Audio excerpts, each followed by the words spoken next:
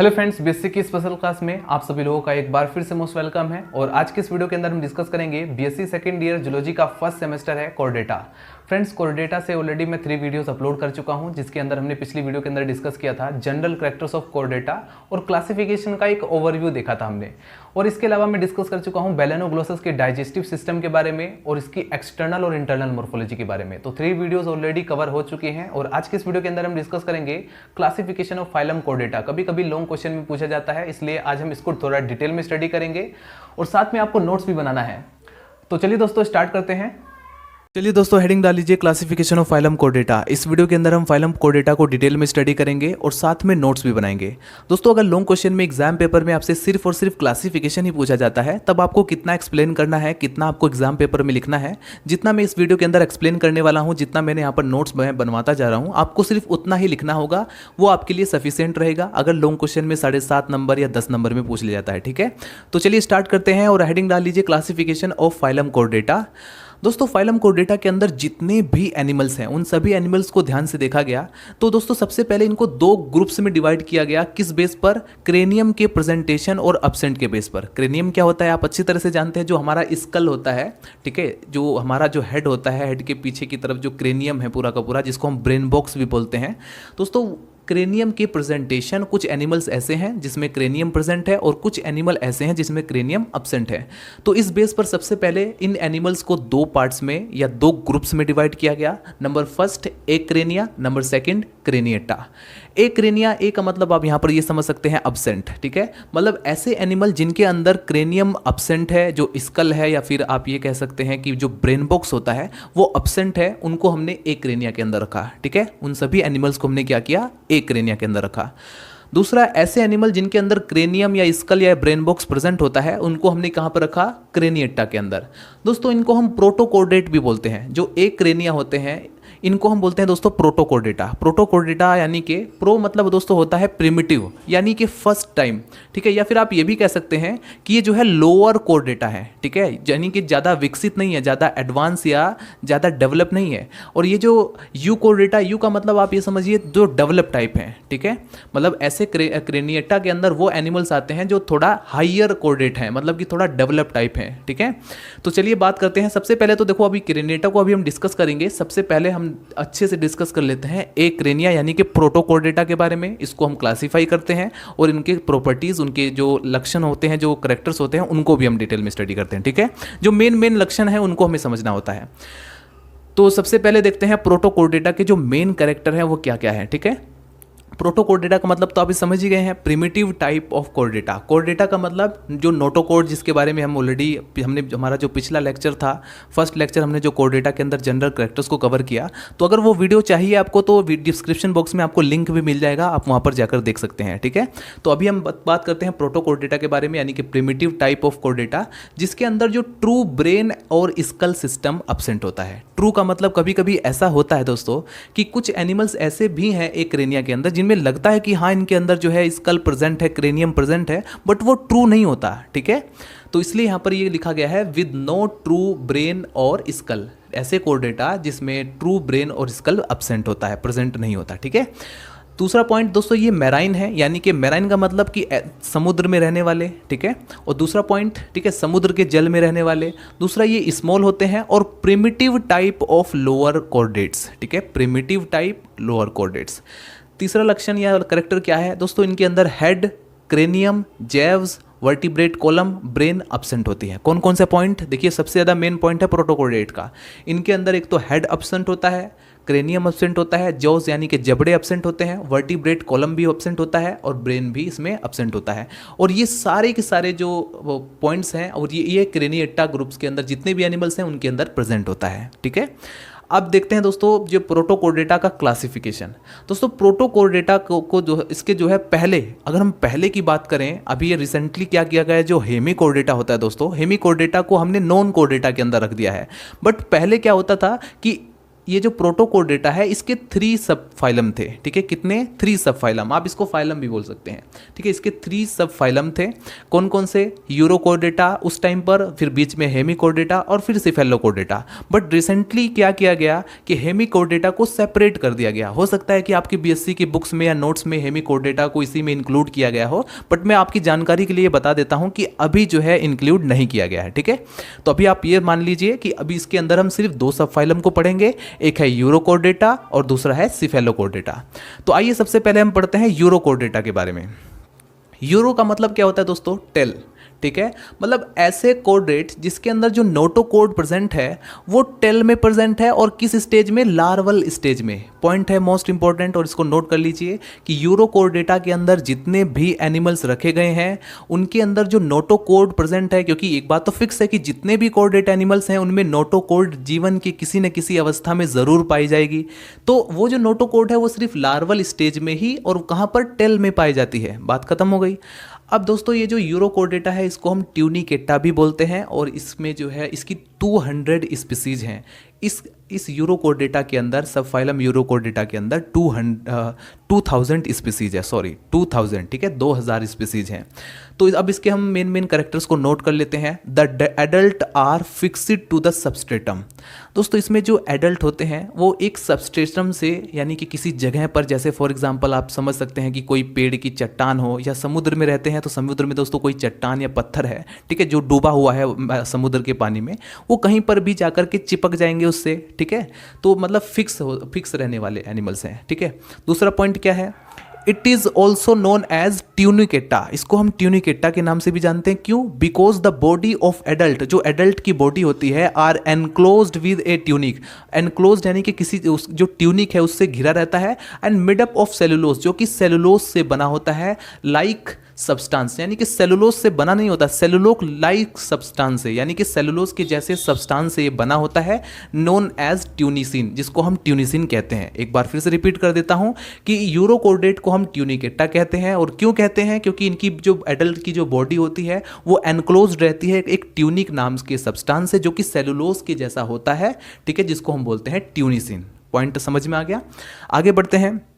Notochord can be seen only in the larval and disappears in the adults. दोस्तों जो नोटोकोड्स होता है वो लार्वल स्टेज में ही दिखाई देता है, और जैसा कि मैंने आपको बताया टेल में दिखाई देता है, और दूसरा पॉइंट एडल्ट्स में डिसअपियर हो जाता है। बात खत्म, ठीक है। जबकि सिफेलोकोर्डेटा में आप देखेंगे बहुत सी चीज़ें अपोजिट आपको दिखाई देगी, इससे आपको जल्दी याद करने में मदद मिल जाएगी, ठीक है। और एक और पॉइंट आपकी जानकारी के लिए बताऊंगा कि इसमें जो दोस्तों मेटामॉर्फोसिस होता है वो रेट्रोग्रेसिव मेटामॉर्फोसिस होता है। इनके लार्वा के अंदर जो मेटामॉर्फोसिस होता है वो रेट्रोग्रेसिव होता है। रेट्रोग्रेसिव का मेटामॉर्फोसिस होता क्या है, अब मैं ये भी आपको बता देता हूं दोस्तों। जैसे सपोज एक लार्वा है और वो एडल्ट में कन्वर्ट होता है, इस चीज को आप क्या कहते हैं? मेटामॉर्फोसिस या कायांतरण, या आप कहते हैं इसको दोस्तों रूपांतरण, ठीक है।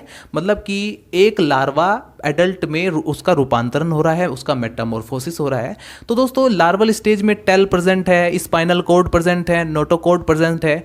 जब ये तीनों की तीनों जो चीजें हैं दोस्तों, टेल, स्पाइनल कॉर्ड और नोटोकॉर्ड, ये जब एडल्ट में जाते जाते हाफ, यानी कि इसका कुछ ही भाग बचा रह जाता है, तो इस तरह का जो कायांतरण यानी मेटामॉर्फोसिस होता है दोस्तों, उसको हम बोलते हैं रेट्रोग्रेसिव मेटामॉर्फोसिस, ठीक है। ये कंसेप्ट क्लियर हुआ आपका? आगे बढ़ते हैं। Notochord can be seen only in the larval, ये तो मैं ऑलरेडी क्लियर कर चुका हूं कि इनमें जो नोटोकोड प्रेजेंट होता है ओनली लार्वल स्टेज में ही दिखाई देता है, ठीक है। एडल्ट स्टेज में गायब हो जाता है, डिसअपियर हो जाता है। लास्ट पॉइंट है the larva can be move, the larva can move and undergoes Metamorphosis. Larva जो है वो मूव कर सकता है, घूम सकता है, इधर उधर जा सकता है, हिल डुल सकता है, और उसके अंदर मेटामॉर्फोसिस होता है, जो कि मैंने कहा रेट्रोग्रेसिव मेटामॉर्फोसिस होता है। तो देखा हमने कि यूरोकोर्डेटा के जनरल कैरेक्टर्स हमने देख लिए हैं इस सब फाइलम के, और हमने देखा कि इसमें 2000 स्पीसीज भी हैं। अब हम इसका क्लासिफिकेशन देख लेते हैं दोस्तों। इन्हें सब फाइलम यूरोकोर्डेटा को दोस्तों 3 क्लासेस में डिवाइड किया गया है। कितनी? 3 क्लासेस में। कौन कौन सी? लार्वेसी, एसिडियसी एंड थैलेसी। तो अब हम बात कर लेते हैं लार्वेसी के बारे में। क्लास लार्वेसिया के बारे में अगर हम बात करें दोस्तों, इसको बोलते हैं लार्वेसिया, ठीक है दोस्तों। इसके अंदर जो है फ्री स्विमिंग एनिमल्स हैं, जिनको हम बोलते हैं पेलाजिक। पेलाजिक एनिमल ऐसे होते हैं जो कि फ्री स्विमिंग होते हैं, ठीक है। दूसरा पॉइंट दोस्तों, ये सिंगल क्रिएचर होते हैं, ठीक है, या फिर आप कह सकते हैं सोलिंड्री, यानी कि एकल, ठीक है।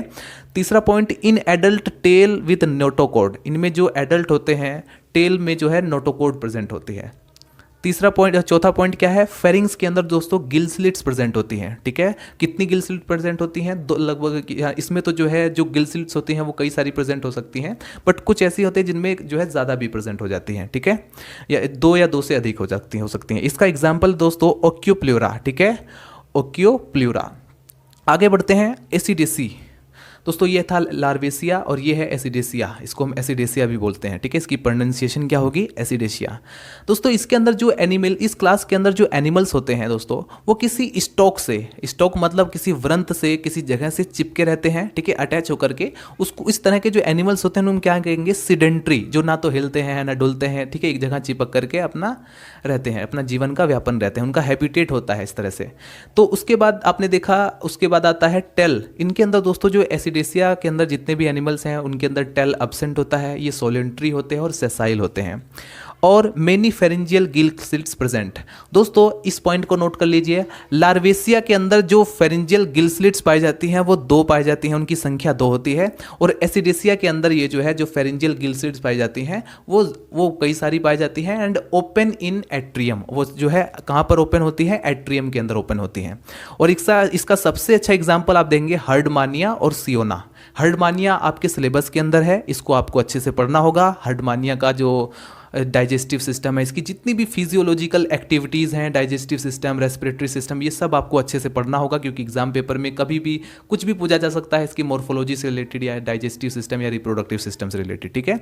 तो आपके सिलेबस में फाइलम कोर्डेटा के अंदर आप पढ़ेंगे बैलेनोग्लोसस के बारे में और हर्डमानिया के बारे में और एम्फियोक्सिस के बारे में, ये 3 आपके सिलेबस में है, ठीक है। इनके बारे में इनकी पूरी फिजियोलॉजी आपको पढ़नी होगी।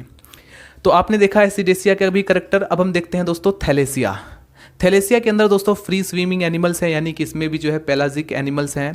एंड माउथ और atrial pore are opposite side, इसमें जो माउथ होता है और एट्रियल पोर होता है वो थोड़ा विपरीत दिशा में होता है, ठीक है, विपरीत साइड में होता है। और इसमें जो टेस्ट होता है वो एकदम साफ होता है और ट्रांसपेरेंट होता है, ठीक है। इसका सबसे अच्छा एग्जांपल क्या है, पायरोसोमा। पायरोसोमा इसका एग्जांपल है।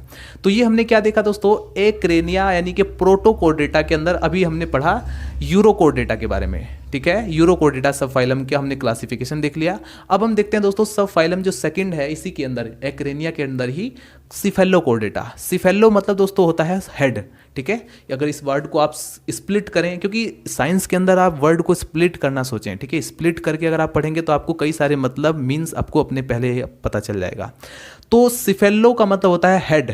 तो ऐसे कोर्डेट एनिमल्स जिनके अंदर जो नोटोकोड प्रेजेंट होती है वो हेड से टेल तक यानी कि कंप्लीट बॉडी में प्रेजेंट होती है, यानी कि एंटीरियर टू पोस्टीरियर रीजन तक प्रेजेंट होती है, उनको कहा जाता है दोस्तों सिफेलोकोर्डेट। अब द एट्रियम इज प्रेजेंट, इनके अंदर एट्रियम प्रेजेंट होता है। Motile and adult and larval stage, ये जो है मोटाइल होते हैं यानी कि चलने फिरने वाले एडल्ट्स होते हैं, लार्वल स्टेज पाई जाती हैं। The tail is present through life, इसमें जो टेल प्रेजेंट होती है दोस्तों पूरे कंप्लीट लाइफ में प्रेजेंट होती है, ठीक है। And they show progressive Metamorphosis, ये था दोस्तों रेट्रोग्रेसिव मेटामॉर्फोसिस को शो कर रहा था, ये जो है प्रोग्रेसिव मेटामॉर्फोसिस को शो करता है। And the notochord is found through life, दोस्तों कंप्लीट लाइफ में इसमें जो नोटोकोड होती है वो पाई जाती है, ठीक है। एंड यहाँ पर हम ये इसको वाई को काट देते हैं। A large number of well developed pharyngeal gill slits are present, इसके अंदर जो सिफेलोकोर्डेट्स के अंदर जो एनिमल्स होते हैं, जैसे फॉर एग्जांपल हम एम्फियोक्सिस की बात करें तो इसमें लार्ज नंबर में फेरेंजियल गिल स्लिट्स प्रेजेंट होती है, ठीक है। सबसे अच्छा एग्जांपल एम्फियोक्सिस, ठीक है। इसके अंदर सिफेलोकोर्डेटा के अंदर दोस्तों 13 स्पीसीज हैं, यूरोकोर्डेटा के अंदर 2000 स्पीसीज हैं, ठीक है। तो ये हमने पूरा कंप्लीट किया एक्रेनिया के बारे में, ठीक है। एक्रेनिया का जो पूरा क्लासिफिकेशन जो हमने डिस्कस किया, एक्रेनिया यानी कि प्रोटोकोर्डेटा यानी कि प्रिमिटिव टाइप ऑफ कोर्डेटा। अब हम दोस्तों बढ़ेंगे क्रेनिएटा की तरफ यानी कि यूकोर्डेटा की तरफ, जो कि हायर कोर्डेटा भी उनको कहा जाता है, यानी कि विकसित टाइप के जो एनिमल्स हैं उनकी तरफ बढ़ेंगे। तो ये आपने पढ़ लिया है, आप इसको फटाफट नोट कीजिए। तो फ्रेंड्स, ग्रुप ए क्रेनिया को डिस्कस करने के बाद अब हम डिस्कस करते हैं ग्रुप क्रेनिएटा के बारे में। दोस्तों, ग्रुप क्रेनिएटा को हम यूकोर्डेटा भी बोलते हैं, क्योंकि इसके अंदर जितने भी कोर्डेट्स एनिमल रखे गए हैं वो सब के सब डेवलप होते हैं, विकसित होते हैं। ठीक है, इसलिए इन्हें कहा जाता है यूकोर्डेटा। और इनके जनरल कैरेक्टर्स क्या हैं? ये एक्वाटिक होते हैं, यानी कि जल में रहने वाले, टेरेस्ट्रियल होते हैं यानी कि धरती पर भी रहते हैं, और एरियल यानी कि हवा में भी। जैसे हम एवीज की बात करते हैं, एवीज के अंदर पक्षी वर्ग रखे गए हैं, मतलब जितने भी पक्षी हैं, बर्ड्स हैं, वो सब एवीज, क्लास एवीज के अंदर रखे गए हैं। तो एक्वाटिक, टेरेस्ट्रियल एंड एरियल तीनों तरह के हैबिटेट में ये रहते हैं। And big size of higher chordates, इनके अंदर जो एनिमल्स हैं वो हायर कॉर्डेट हैं और बिग साइज के हैं। ठीक है, जबकि हमने एक क्रेनिया के अंदर देखा था तो इनके अंदर लोअर कॉर्डेट्स थे, ठीक है, और स्मॉल साइज के थे। तो आपको क्या करना है, जब भी आप किसी भी एनिमल को क्लासीफाई करने के लिए आपको इन सभी ग्रुप्स का आपस में कंपैरिजन भी करना होगा, यानी कि सिमिलरिटीज़ को भी चेक करें और डिसिमिलरिटीज़ को भी चेक करें। ठीक है, जैसे आपके आसपास डॉग है, कैट है या डक है, मतलब जो भी आपको पक्षी को किसी भी, चाहे वो रेप्टाइल्स हो या एवीज हो या एम्फीबियन हो या फिर मैमल हो, कोई भी आपको एनिमल दिखाई दे, आप उसको कैसे क्लासीफाई करेंगे, इसको आपको मतलब कि आपको कहाँ पर रखना चाहिए, आप उसके करेक्टर्स को देखिए और उसके बेस पर आप उसको क्लासीफाई कीजिए। ठीक है, आपको देखकर क्लासीफाई नहीं करना, आप जब इसको अच्छे से समझ लेंगे, जैसे ये क्लासिफिकेशन है। ठीक है, सपोज आपको कुत्ता दिखाई दिया, ठीक है, डॉग दिखाई दिया, अब आपको डॉग को क्लासीफाई करना है, तो सबसे पहले आप उसके करेक्टर्स को देखिए कि उसके करेक्टर किस चीज़ से मिलते हैं। ठीक है, तो आप पाओगे कि धीरे धीरे धीरे धीरे धीरे धीरे आप क्लासीफाई कर पाओगे। जब आप इसको अच्छे से समझ लेंगे क्लासिफिकेशन को, तो आप अपने आप क्लासीफाई कर सकते हैं, उसको याद करने की ज़रूरत ही नहीं है। ठीक है, क्लासिफिकेशन को अलग से याद करने की ज़रूरत नहीं है कि इसका फाइलम ये है, ये सब ये है, आप उसके करेक्टर के बेस पर आप उसको क्लासीफाई करते रहेंगे। ठीक है, तो आगे बढ़ते हैं। जैसे कि हमने देखा कि एक्वाटिक तीनों तरह के हैबिटेट में मिलते हैं, aquatic, terrestrial, aerial and big size of higher chordates. Head, cranium, jaws, इनके अंदर जो दोस्तों जो जबड़े होते हैं, jaws, head, cranium, vertebrate column and brain, ये सब जो है इनके अंदर प्रेजेंट होता है, जबकि हमने देखा कि एक क्रेनिया के अंदर ये सब एब्सेंट होता है। ठीक है, अब दोस्तों ये जो क्रेनिएटा है या यूकोर्डेटा है, इसके जो है एक सब फाइलम में, इसके अंदर जो है सिर्फ एक सब फाइलम है। ठीक है, इस ग्रुप के अंदर एक सब फाइलम है जिसका नाम है वर्टिब्रेटा। ठीक है, वर्टिब्रेटा के अंदर क्या होता है, नाम से ही आपको पता चल रहा होगा, वर्टिब्रेटा। इसके अंदर जो नोटोकॉर्ड दोस्तों जो होता है, एम्ब्रायोनिक स्टेज के अंदर जो नोटोकॉर्ड होता है, वो क्या होता है कि इनके अंदर जो है चेंज हो जाता है वर्टिब्रेट कॉलम में। ठीक है, अब देखिए, नोट कीजिए इस पॉइंट को, these are advance chordates and have a cranium around the brain. ठीक है, इनके ब्रेन के चारों तरफ क्रेनियम प्रेजेंट होता है और ये एडवांस कॉर्डेट्स होते हैं। ठीक है, और दूसरा पॉइंट क्या नोट करेंगे इसके बारे में, वर्टिब्रेटा सब फाइलम के बारे में, the notochord is replaced by vertebrate columns in adults. Adults के अंदर क्या होता है, जो नोटोकॉर्ड होता है दोस्तों, जो कि कॉर्डेटा का एक सबसे मेन फीचर्स होता है, वो रिप्लेस हो जाता है वर्टिब्रेट कॉलम में। ठीक है, जैसे हमारी जो रीढ़ की हड्डी है या स्पाइनल जो हमारा जो बोन होता है उसकी बात की जा रही है, वो जो है एक तरीके से वर्टिब्रेट कॉलम में ही वो चेंज हो गया है। ठीक है, नोटोकॉर्ड चेंज हो जाता है वर्टिब्रेट कॉलम में। आगे बढ़ते हैं, इसलिए एक पॉइंट नोट करेंगे, ऑल वर्टिब्रेट्स आर कॉर्डेट्स। जितने भी वर्टिब्रेट हैं वो सब के सब कॉर्डेट्स हैं। ठीक है, लेकिन but all chordates are not vertebrate. सभी के सभी कॉर्डेट वर्टिब्रेट नहीं होते। कैसे, आप सोचो ध्यान से, कि जितने भी, जैसे फॉर एग्जांपल हम फाइलम वर्टिब्रेटा की बात करते हैं, सब फाइलम वर्टिब्रेटा के, तो इनके अंदर सभी के सभी जो नोटोकॉर्ड होता है वो वर्टिब्रेट कॉलम में चेंज हो जाता है। ठीक है, मेन चीज़ हमें देखना है नोटोकॉर्ड। ठीक है, फाइलम कॉर्डेटा का मेन चीज नोटोकॉर्ड, ना कि वर्टिब्रेट कॉलम। तो इसीलिए कहा जाता है all vertebrate are chordates but all chordates are not vertebrate, क्योंकि ये जो है वर्टिब्रेट नहीं होते हैं, लेकिन है ये कॉर्डेट ही। ठीक है, आगे हम देखते हैं दोस्तों, जो वर्टिब्रेटा होता है उसको जो है दो डिवीजन में हम इसको डिवाइड करते हैं। ठीक है, एक होता है एग्नेथा और एक होता है नेथोस्टोमेटा। और ये डिवीजन किस बेस पर होता है, जेव्स के बेस पर, यानी कि जबड़े के बेस पर। दोस्तों, जो जॉज होते हैं यानी कि जबड़े जो होते हैं वो एग्नेथा के अंदर एब्सेंट होते हैं, और इसको हम बोलेंगे नेथोस्टोमेटा। जी यहाँ पर साइलेंट हो जाएगा, इसकी प्रोनाउंसिएशन हो जाएगी नेथोस्टोमेटा। ठीक है, तो नेथोस्टोमेटा के अंदर जबड़े जो जॉज होते हैं वो प्रेजेंट होते हैं, और एग्नेथा के अंदर जबड़े जो होते हैं, जो जॉज होते हैं, वो एब्सेंट होते हैं। तो teeth and Jose are absent, और इसको फर्दर दो क्लासेस में डिवाइड किया गया है, जैसा कि आप यहां पर देख सकते हैं, साइक्लोस्टोमेटा एंड ओस्ट्रेकोडर्माई।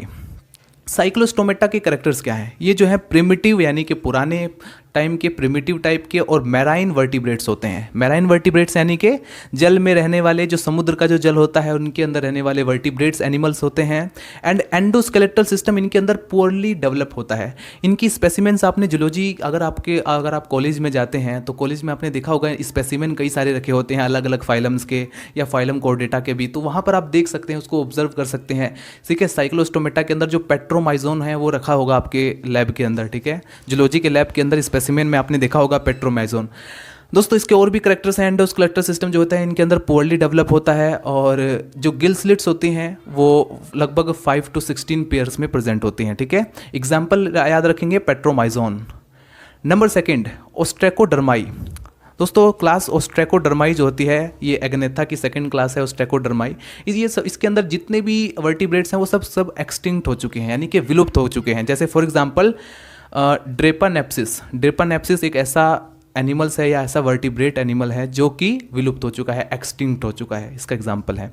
तो ये हमने अभी तक देखा एग्नेथा के बारे में। अब हम देखते हैं नेथोस्टोमेटा। ठीक है, डिवीजन नेथोस्टोमेटा को हम देखते हैं। दोस्तों डिवीजन नेथोस्टोमेटा को हमने यहाँ पर इसके जो अब यहाँ पर इसको क्लासीफाई करेंगे, अब हमने यहाँ पर लिख दिया है इसको। ठीक है, कन्फ्यूजन नहीं होना। नेथोस्टोमेटा के अंदर जोज प्रेजेंट होते हैं, यानी कि जबड़े प्रेजेंट होते हैं।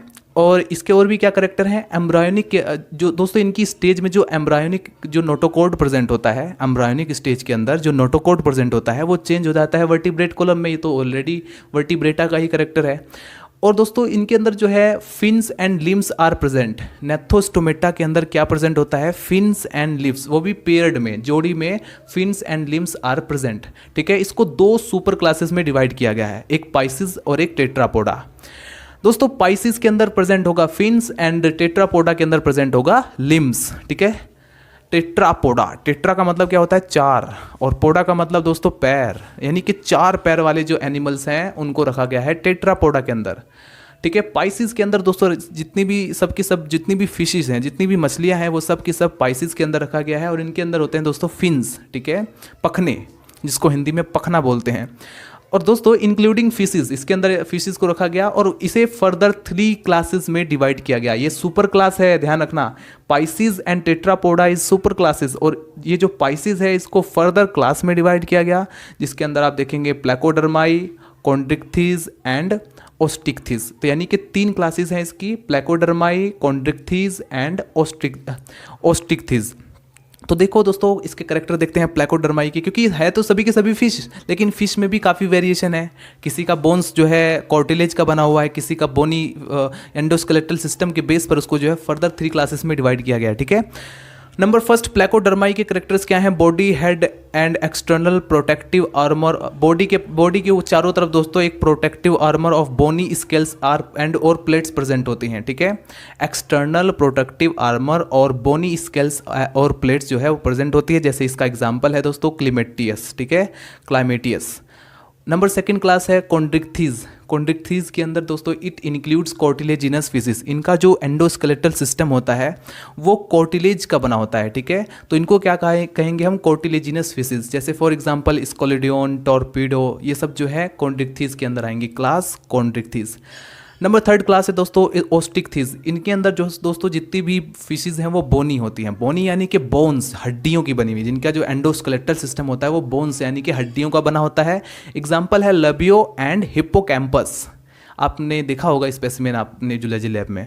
तो ये हमने क्या देखा अब तक की क्लासिफिकेशन के अंदर। अभी हमारा जो बचा हुआ है वो है टेट्रापोडा, क्योंकि टेट्रापोडा के अंदर हम यहाँ पर 4 क्लासेस होती हैं। सुपर क्लास टेट्रापोडा के अंदर 4 क्लासेस और भी बची हुई हैं जिनके हमें थोड़ा सा करेक्टर देखना है, जैसे कि रेप्टिलिया, एम्फीबिया, मैमेलिया, एवीज, जिसके अंदर पक्षी रखी गई हैं। ठीक है, रेप्टिलिया के अंदर जैसे स्नेक या लिजर्ड रखा गया है, तो उनको भी हम डिस्कस करेंगे। सबसे पहले आप इसको फटाफट नोट कीजिए।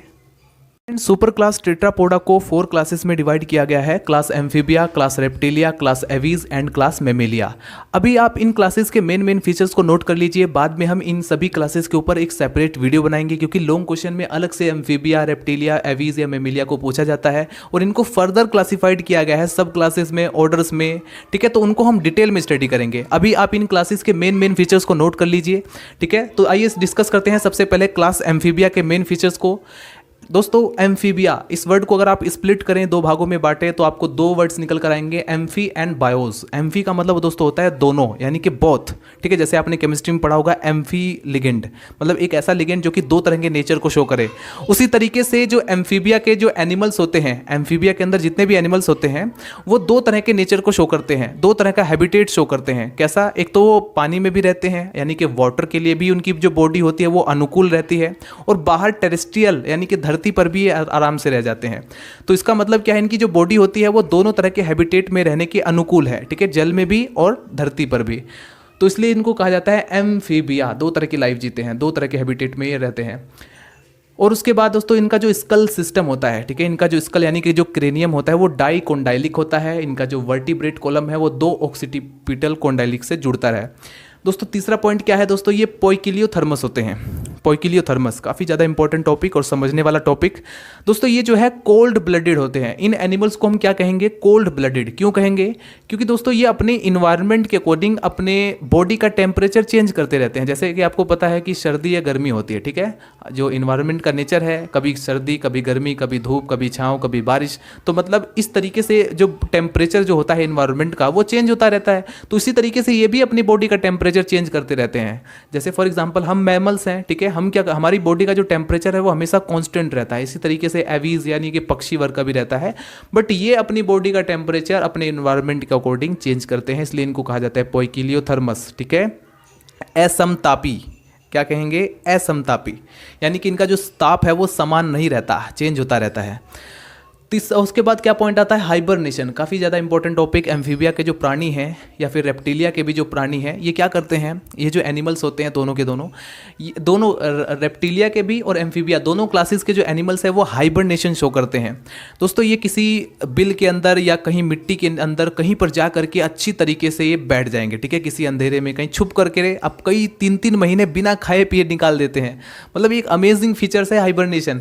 क्या करेंगे? अपने आप को सुरक्षा रखेंगे। जैसे फॉर एग्जाम्पल आपको पता है कि एक एनिमल्स जैसे चूहा है, ठीक है, चूहे को सांप खा सकता है, सांप को कोई चील वगैरह खा सकती है, ईगल खा सकती है। तो मतलब एक दूसरे के कंज्यूमर्स जो होते हैं दोस्तों, जैसे कोई प्रोड्यूसर है, आपको पता है ग्रीन प्लांट जो होती है वो प्रोड्यूसर है, ठीक है, बाकी इसके ऊपर कंज्यूमर्स हैं। तो इसी तरीके से जो मेढक के जो कंज्यूमर है जैसे कि सांप, ये अपने कंज्यूमर से बच जाता है, ठीक है। या हाइबरनेशन की टेक्निक के दौरान ये कहीं पर छुप जाएगा, इससे जो है इसे भोजन की कम आवश्यकता होगी, क्योंकि जब ज़्यादा इधर उधर घूमेगा तो इसके लिए एनर्जी की ज़रूरत पड़ेगी। लेकिन ये कहीं पर जाकर बैठ जाएगा छुप करके, तो इसका जो BMR है, बेसिक मेटाबॉलिक रेट है, वो कम होता रहेगा, तो इसे कम एनर्जी की नीड होगी। और ये क्या करेगा?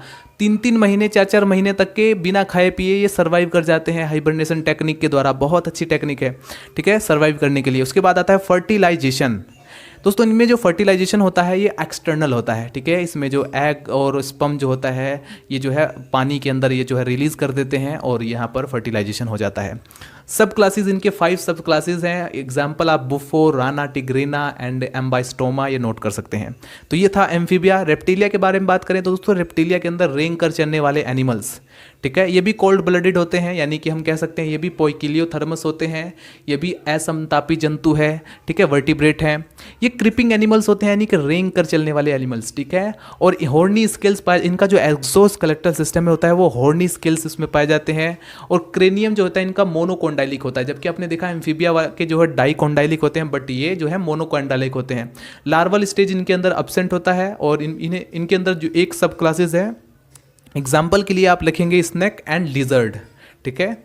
आगे बढ़ते हैं क्लास एवीज। एवीज के अंदर पक्षी वर्ग को रखा गया, जितनी भी बर्ड्स होती हैं वो सब क्लास एवीज के अंदर रखी गई हैं। और ये दोस्तों वार्म ब्लडेड होते हैं, ठीक है, यानी कि होम्योथर्मल होते हैं, ठीक है। ये तो पोइकिलियोथर्मल हो गए, ये दोनों क्लासेस पोइकिलियोथर्मल। ये दोनों क्लासेस एवीज एंड मेमिलिया ये होती है दोस्तों होम्योथर्मल, यानी कि समान ताप वाले, समतापी। यानी कि इनका जो बॉडी टेम्परेचर है, इनकी बॉडी के, इन एनिमल्स की जो बॉडी टेम्परेचर है वो इन्वायरमेंट के अकॉर्डिंग चेंज नहीं होता है, कांस्टेंट रहता है, चाहे गर्मी हो सर्दी हो कोई फर्क नहीं पड़ेगा। आगे बढ़ते हैं। ये दोस्तों एरियल हैबिटेट होता है इनका, यानी कि हवा में उड़ सकते हैं, हवा में भी रहते हैं। और इनमें फैदर्स यानी कि विंग्स पाए जाते हैं, पंख पाए जाते हैं। और जबड़े जो होते हैं वो टीथलेस होते हैं, जेओस जो होते हैं वो टीथलेस होते हैं, दांत नहीं पाए जाते। और ये बीक का रूपांतरण होता है इनमें, बीक यानी कि चोंच के रूप में, पक्षियों में देखा होगा आपने, चोंच होता है, बीक होता है, उसमें ट्रांसफॉर्मेटेड होते हैं। रेस्पिरेशन दोस्तों ये लंग्स के थ्रू करते हैं, ठीक है, और लंग्स थोड़ा विकसित होता है, डेवलप होता है। इन दोनों एवीज, क्लास एवीज और मैमल्स के अंदर जो लंग्स होता है, जो फेफड़े होते हैं वो डेवलप होते हैं। ठीक है, मैमल्स के अंदर और भी ज़्यादा डेवलप होते हैं। इन्हें दोस्तों दो फर्दर सब क्लासेस में डिवाइड किया गया है। एग्जाम्पल के लिए आप नोट करेंगे पीजन यानी कि कबूतर, जिसका साइंटिफिक नेम है कोलंबा लेविया, और स्पैरो यानी कि गोरैया। ये दो एग्जाम्पल आप नोट कर सकते हैं एवीज क्लास के। मैमेलिया, अब हम बात करते हैं फोर्थ क्लास जो कि है मैमेलिया। इनमें हायर वर्टिब्रेट्स आते हैं, मेमरी ग्लैंड्स प्रेजेंट होती हैं इनके अंदर, ठीक है, जिससे दूध पिलाते हैं अपने बच्चों को। और होम्योथर्मल होते हैं यानी कि जो कि ऑलरेडी बता ही चुका हूँ कि ये वार्म ब्लोडेड होते हैं। ठीक है, इनके बॉडी टेम्परेचर जो होता है मैमल्स का वो इन्वायरमेंट के अकॉर्डिंग चेंज नहीं होता है, कॉन्स्टेंट रहता है।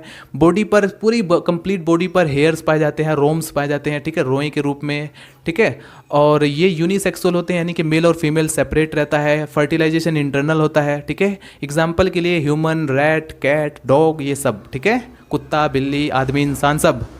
तो ये था दोस्तों सुपर क्लास टेट्रापोडा का लेखा जोखा चिट्ठा, जिसके अंदर 4 क्लासेस थी, जिसके बारे में मैंने डिस्कस कर दिया है। अब हम क्या करेंगे, नेक्स्ट वीडियो हम डिस्कस करेंगे हेमिकोर्डेटा के बारे में। और बेलेनोग्लोसस लगभग मैं कंप्लीट करा चुका हूँ। बेलेनोग्लोसस में मैंने जो है उसका डाइजेस्टिव सिस्टम, जो कि बहुत ही ज़्यादा इंपॉर्टेंट टॉपिक है आपके लिए, वो मैं कंप्लीट करा चुका हूँ। और बेलेनोग्लोसस दोस्तों, यहाँ पर हम कोर्डेटा के अंदर बेलेनोग्लोसस को नहीं रखेंगे, इस चीज़ का ध्यान रखना। बेलेनोग्लोसस जो होता है वो हेमिकोर्डेटा के अंदर आता है, और हेमिकोर्डेटा को रिसेंटली कुछ दिनों में इन्होंने क्या किया है, नॉन कोर्डेटा के अंदर रखा गया है। साइंटिस्ट के द्वारा जो है नॉन कोर्डेटा के अंदर रख दिया गया है। ठीक है, तो पहले क्या था कि हेमिकोर्डेटा को जो है इसी कोर्डेटा के अंदर रखा गया था, जो कि मैं ऑलरेडी बता चुका हूँ। तो आपके सिलेबस के अंदर है बेलेनोग्लोसस, उसको हम खत्म करेंगे। तो अभी के लिए दोस्तों मिलते हैं नेक्स्ट वीडियो में। अगर आपको ये वीडियो पसंद आए तो प्लीज़ लाइक करें और चैनल को सब्सक्राइब कर दें अगर आपको इसी तरह की और भी वीडियोज़ चाहिए तो। मिलते हैं नेक्स्ट वीडियो में। Bye bye, Tata.